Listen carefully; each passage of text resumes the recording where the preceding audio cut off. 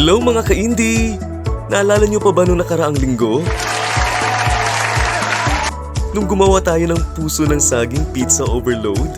Pagkatapos nun mga ka-indie ay kumain kami kasama ng mga kapitbahay naming mga bata. Pero bago pala kami kumain ay tinuruan ko muna silang magbasa. Ang bilis matuto ng mga ito.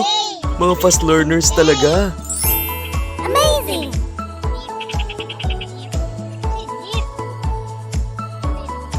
At hindi lang reading yung tinuro ko sa kanila, pati na rin sa math.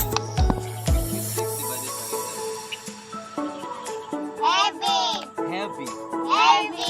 Okay, very good. Clap your hands, everyone. Next is everybody street. Street. Again.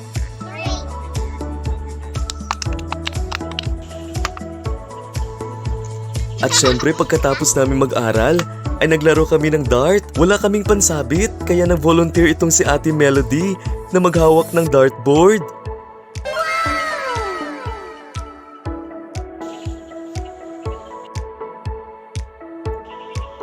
Ayan!